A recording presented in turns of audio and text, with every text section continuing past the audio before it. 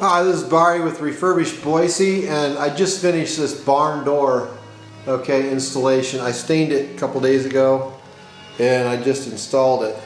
So what I did with this barn door, I'll just kind of briefly explain how I did it.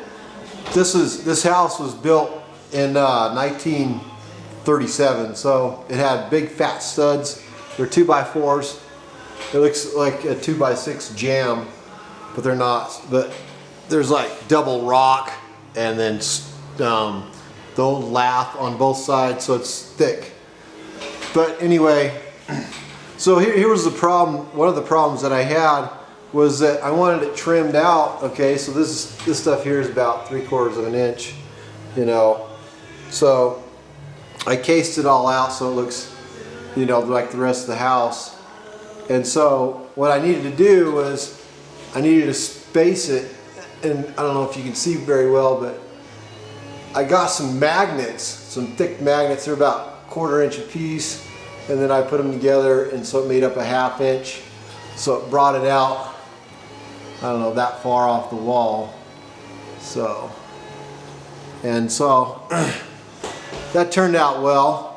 And the lags that I used that was with the kit were like 3.5 inches, and they didn't grab enough, so I went down and got some 5 inchers.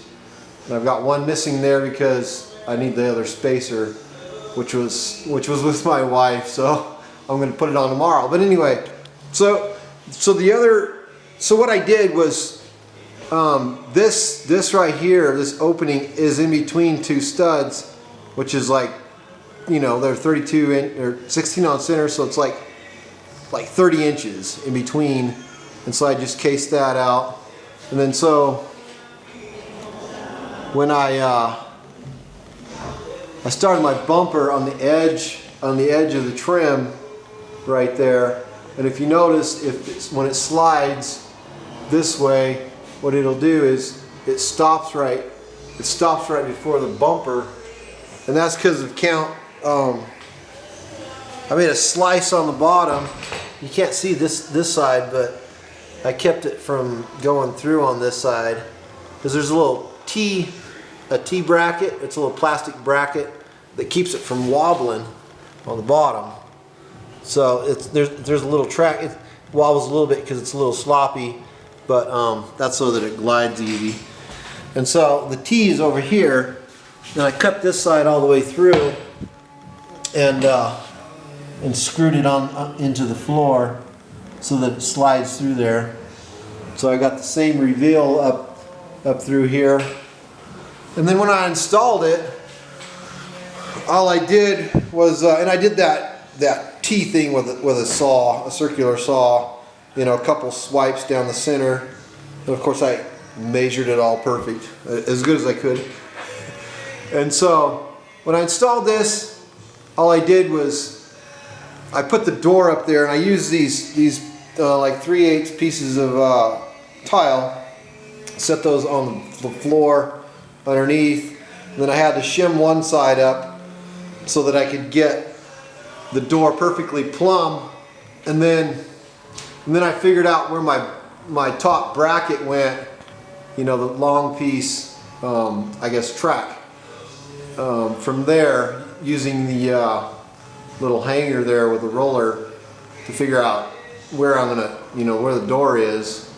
Of course, I calculated out before I even started the distance, like a 1/2 inch off the floor, and there's an 8-foot door perfectly.